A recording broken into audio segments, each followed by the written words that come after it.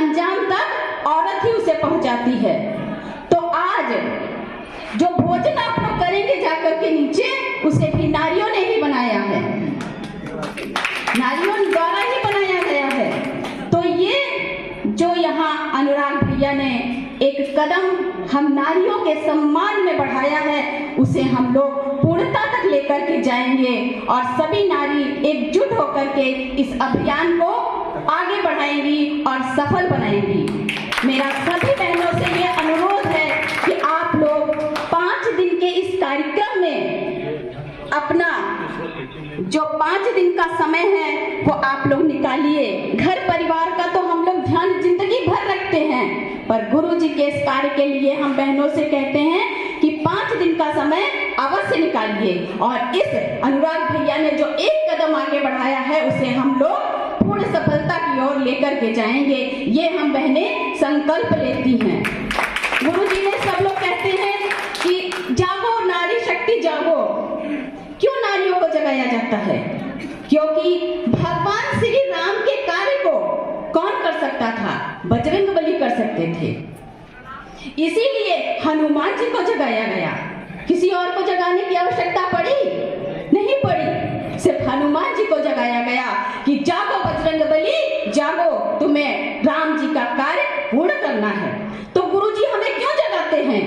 इसलिए जगाते हैं कि जागो नारियों जागो। हमारे जो स्वप्न की जो हमने एक तैयार किया है इस जग को, इस दुनिया को स्वर्ग बनाने का, उस स्वर्ग को कौन बनाएगा? महिलाएं बनाएंगी। हमारा जो मिशन का जो भी कार्य है उसे पूर्णता तक कौन लेके जाएगा? महिलाएं लेकर के जाएंगी। इसीलिए आदमियों को जगाने की बात गुरु जी ने कभी नहीं कही, हमेशा से महिलाओं को जगाने की बात की है कि नारी शक्ति जागो। तो आप लोगों को जाग चुकी है जो यहाँ महिलाएं बैठी हैं, बस आप लोगों को है कि आगे बढ़ना है। और हमारे अनुराग भैया ने जो ये हम लोगों सबने मिलकर जो स्वप्न देखा है कि नारी उत्कर्ष समारोह का ये जो संकनाद यहाँ से हुआ है उसे हम लोग आगे बढ़ाएंगे। जाग गई भाई, जाग गई, नारी शक्ति जाग गई। रखा गया है प्रशिक्षण कार्यक्रम भी हम इसे कह सकते हैं एक रूप में, ताकि जो महिलाएं यहाँ 5 दिन के लिए आएंगी वो जो है वहां से निखर करके जब अपने अपने घरों और अपने अपने मोहल्लों, अपने अपने गांवों और अपने अपने समाज की तरफ, अपने अपने जिले की तरफ जाएंगी, तो जो भटकाव की स्थिति आज पश्चिमी सभ्यता के कारण हम अपने समाज में देख रहे हैं, वो कहीं ना कहीं उससे हमको थोड़ा उसका समाधान जो है प्राप्त होगा। और ऐसे कार्यक्रम जब समय समय पर होते रहेंगे तो एक दिन जिस समुन्नत राष्ट्र का स्वप्न जो है वो परम पूज्य गुरुदेव ने देखा था, उसको हम अखंड भारत की जो गुरुदेव ने संकल्पना की थी उसको हम निहित तौर पर नारी शक्ति के माध्यम से ही प्राप्त कर पाएंगे। ऐसी गुरुदेव निमित्त इस कार्य योजना को लेकर के भी हमें अपने अपने क्षेत्रों की तरफ जाना है और कार्यक्रम को सफल बनाने में अपने इस यज्ञ रूपी जो कार्यक्रम है, ये आयोजन है, इसमें हमें अपनी अपनी आहुतियां देनी है, समय देना है, श्रमदान के माध्यम से, समयदान के माध्यम से, अंशदान के माध्यम से, क्योंकि बृहद कार्यक्रम है तो इसके लिए सभी चीजों की हमें आवश्यकता पड़ती है। तो इस नाते से हम अपने आप को समर्पित करके इस कार्यक्रम की ओर आगे बढ़ेंगे, ऐसा जो है हम आशा करते हैं और आपसे प्रार्थना भी करते हैं। और कार्यक्रम सफल बनेगा, निश्चित ही सफल बनेगा। बोले परम पूज्य गुरुदेव।